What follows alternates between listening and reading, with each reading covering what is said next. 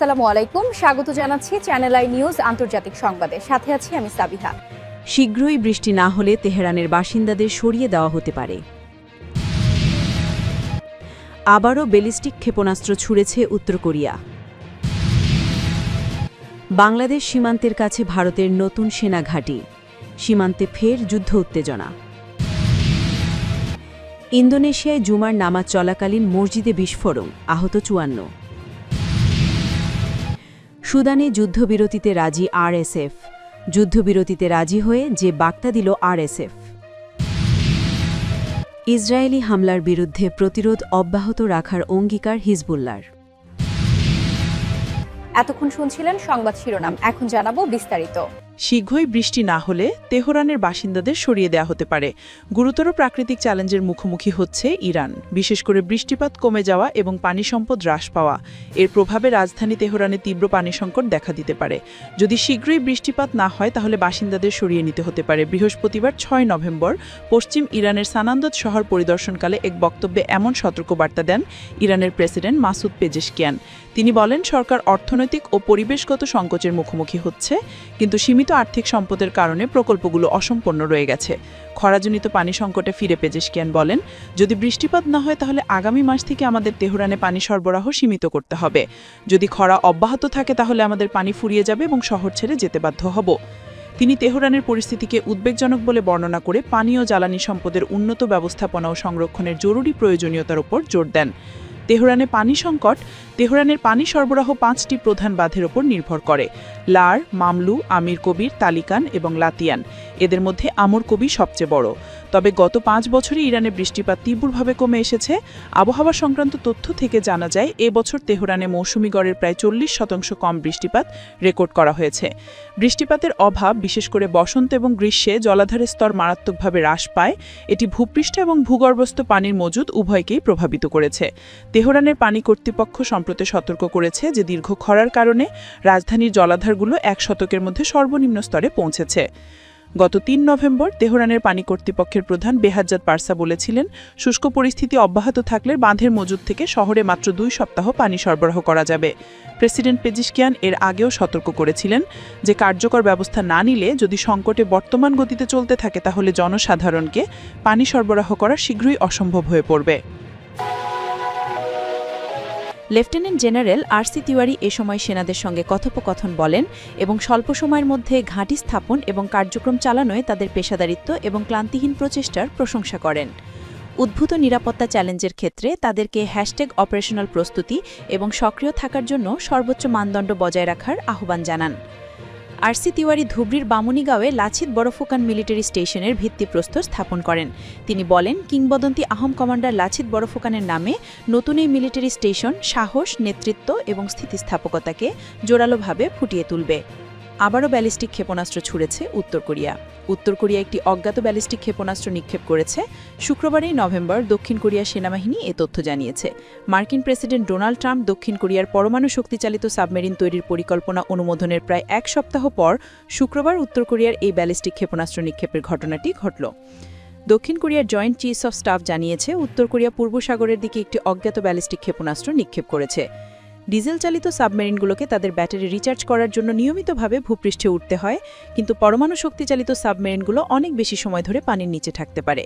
বিশ্লেষকদের মতে, পরমাণু শক্তিচালিত সাবমেরিন নির্মাণ দক্ষিণ কোরিয়ার নৌ ও প্রতিরক্ষা শিল্পে একটি যুগান্তকারী অগ্রগতি হবে, যা দেশটিকে এ ধরনের উন্নত প্রযুক্তির অধিকারী সীমিত সংখ্যক দেশের মধ্যে অন্তর্ভুক্ত করবে। গণমাধ্যম ও বিশ্লেষণ প্রতিবেদন অনুসারে ব্রিটেন, ফ্রান্স, ভারত, রাশিয়া, চীন, অস্ট্রেলিয়া ও মার্কিন যুক্তরাষ্ট্র এই 7টি দেশ পরমাণু শক্তিচালিত সাবমেরিনের দিকে অগ্রসর হয়েছে। দক্ষিণ কোরিয়ার প্রেসিডেন্টের কার্যালয় জানিয়েছে, পরমাণু চালিত সাবমেরিন তৈরির জন্য প্রয়োজনীয় কাঁচামাল সামরিক ব্যবহারের জন্য সীমাবদ্ধ হওয়ায় সিউলের ওয়াশিংটনের অনুমোদন প্রয়োজন। ২০১৯ সালে উত্তর কোরিয়ার নেতা কিম জং উন ও ট্রাম্পের মধ্যে নিরস্ত্রীকরণ ও প্রত্যাহারের পরিধি নিয়ে শীর্ষ বৈঠক ব্যর্থ হওয়ার পর থেকে পিয়ংইয়ং বারবার নিজেকে একটি অপরিবর্তনীয় পারমাণবিক রাষ্ট্র হিসেবে ঘোষণা করেছে। বাংলাদেশ সীমান্তের কাছে ভারতের নতুন সেনা ঘাঁটি, সীমান্তে ফের যুদ্ধ উত্তেজনা। বাংলাদেশের বর্তমান রাজনৈতিক অস্থিরতার প্রেক্ষাপটে পশ্চিমবঙ্গের উত্তর দিনাজপুরে একটি নতুন সামরিক ঘাঁটি বসিয়েছে ভারতের সেনাবাহিনী। মিনিমাল টাইম ফ্রেমের মধ্যে তা বসানো হয়েছে। প্রতিবেশী এই দেশের সীমান্ত বরাবর নিরাপত্তা শক্তিশালী করতে আসামের ধুবড়ীতে একটি নতুন সামরিক স্টেশনও গড়ে তুলছে ভারত। ভারতীয় সংবাদ মাধ্যম ডেকান ক্রনিকলের এক প্রতিবেদন থেকে এই তথ্য জানা যায়। প্রতিবেদনে বলা হয়, বাংলাদেশ সীমান্তের খুব কাছে উত্তর দিনাজপুরের চোপড়াঘাটি বৃহস্পতিবার পরিদর্শন করেন eastern army commander lieutenant general RC Tiwari. এক্সে ইস্টার্ন কমান্ড পোস্টে লিখেছে, #চোপড়া ডিফেন্স ল্যান্ডে মোতায়েন করা #ব্রহ্মস্ত্র কর্পসের সেনাদের পরিদর্শন করেছেন army command eastern lieutenant general RC Tiwari. Indonesia জুমার নামাজ চলাকালে মসজিদে বিস্ফোরণ, আহত 54। ইন্দোনেশিয়ার রাজধানী জাকার্তায় শুক্রবার মসজিদে জুমার নামাজ চলাকালে বিস্ফোরণের ঘটনা ঘটেছে। উত্তর জাকার্তার কেলাপা গাদিংয়ে বিস্ফোরণের ঘটনায় 54 জনকে হাসপাতালে ভর্তি করা হয়েছে বলে জানিয়েছে দেশটির পুলিশ। এ খবর দিয়েছে বার্তা সংস্থা রয়টার্স। টেলিভিশনে সম্প্রচারিত এক সংবাদ সম্মেলনে শহরের পুলিশ প্রধান আসেফ এদি সুহেরি বলেন, 54 জনকে হাসপাতালে ভর্তি করা হয়েছে, এদের মধ্যে অনেকেই দগ্ধ। কয়েকজনের অবস্থা গুরুতর বলেও জানান তিনি। সুদানে যুদ্ধবিরতিতে রাজি আরএসএফ। যুদ্ধবিরতিতে রাজি হয়ে যে বার্তা দিল আরএসএফ। দীর্ঘ রক্তক্ষয়ী সংঘাতের পর যুক্তরাষ্ট্র এবং আরব দেশগুলোর পরামর্শ মেনে মানবিক যুদ্ধবিরতিতে রাজি হয়েছে সুদানের আধা সামরিক বাহিনী র্যাপিড সাপোর্ট ফোর্সেস বা আরএসএফ। বৃহস্পতিবার একটি বিবৃতিতে একথা জানায় তারা। গত 2 বছর ধরে সুদানের সেনাবাহিনীর সঙ্গে রক্তক্ষয়ী সংঘাতে জড়িয়ে আছে আরএসএফ। এর আগেও একাধিক যুদ্ধবিরতিতে তারা রাজি হয়েছে, তবে কোনোটাই শেষ পর্যন্ত স্থায়ী হয়নি। নতুন বিবৃতিতে আরএসএফ জানায়, সুদানের সাধারণ মানুষের স্বার্থে র্যাপিড সাপোর্ট ফোর্সেস কোয়াড দেশগুলোর প্রস্তাবিত শান্তি চুক্তি মানবে।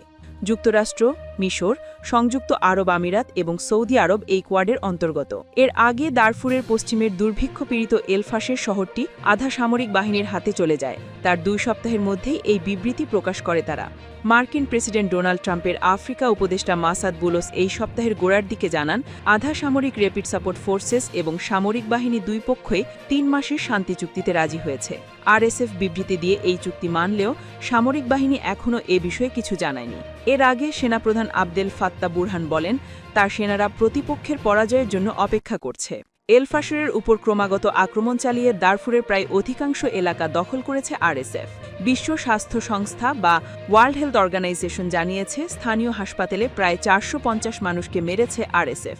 এছাড়াও বাড়ি বাড়ি গিয়ে মানুষকে মারা হয়েছে এবং যৌন নির্যাতন করা হয়েছে। বৃহস্পতিবার ইয়েল বিশ্ববিদ্যালয়ে প্রকাশিত একটি রিপোর্টে স্যাটেলাইট ছবিতে গণকবরের সন্ধান পাওয়া গেছে। এ থেকে ওই অঞ্চলে অত্যাচারের অভিযোগের প্রমাণ পাওয়া যায়। একাধিক মানবাধিকার সংগঠন সুদানে সাধারণ মানুষের ওপর ঘটে চলা অত্যাচার নিয়ে সরব হয়েছেন। বৃহস্পতিবার ওই অঞ্চলে কাজ করা ইসলামিক রিলিফ জানিয়েছে, তাদের স্থানীয় কমিউনিটি রান্নাঘরগুলো প্রায় বন্ধ হতে বসেছে। এই রান্নাঘরগুলো অঞ্চলে বহু পরিবারের মুখে খাবার ধরে দেয়। ডাক্তারদের সংগঠনও তাওইলা, কুরমা ও গোলো অঞ্চলের আশ্রয় শিবিরগুলোর খারাপ চেহারার কথা তুলে ধরেছে। এই অঞ্চলগুলোতে প্রচুর মানুষ আশ্রয় নিতে আসছেন। ইসরায়েলি হামলার বিরুদ্ধে প্রতিরোধ অব্যাহত রাখার অঙ্গীকার হিজবুল্লাহর। ইসরায়েলি দখলদার বাহিনী দক্ষিণ লেবাননে নতুন করে বিমান হামলা চালিয়ে অন্তত 1 জন বেসামরিক নাগরিককে হত্যা ও 9 জনকে আহত করেছে। বৈরুত এ হামলাকে আন্তর্জাতিক আইন ও 1 বছর ধরে চলা যুদ্ধবিরতির স্পষ্ট লঙ্ঘন হিসেবে নিন্দা জানিয়েছে। একটি প্রতিবেদনে এ খবর দিয়েছে ইরান ভিত্তিক তাসনিম নিউজ। ইসরায়েলি সেনাবাহিনী দাবি করেছে, বৃহস্পতিবারের হামলায় তারা হিজবুল্লাহর ঘাঁটিগুলোকে লক্ষ্যবস্তু করেছে এবং লেবাননের প্রতিরোধ সংগঠনটিকে নিরস্ত্র হতে অস্বীকৃতির অভিযোগ করেছে। যুদ্ধবিরতি সত্ত্বেও ইসরায়েলি বাহিনী প্রায় প্রতিদিনই লেবাননের ভূমিকম্পে হামলা চালিয়ে যাচ্ছে। হিজবুল্লাহ জানিয়েছে, তারা যুদ্ধবিরতিতে অঙ্গীকারবদ্ধ থাকলেও ইসরায়েলি আগ্রাসন চলতে থাকলে অস্ত্র ত্যাগ করবে না। লেবাননের প্রেসিডেন্ট জোজেফ আউন এ হামলাকে আন্তর্জাতিক মানবাধিকার আইনের পরিপন্থী পূর্ণাঙ্গ অপরাধ বলে অভিহিত করেছেন। তিনি ইসরায়েলকে অভিযুক্ত করেছেন সন্ত্রাস ছড়ানো ও বেসামরিক জনগণকে জোর করে বাস্তুচ্যুত করার জন্য। আউন বলেন, গত 1 বছরে ইসরায়েলের আচরণ স্পষ্ট করেছে, তারা কোনো আলোচনা ভিত্তিক সমাধান চায় না।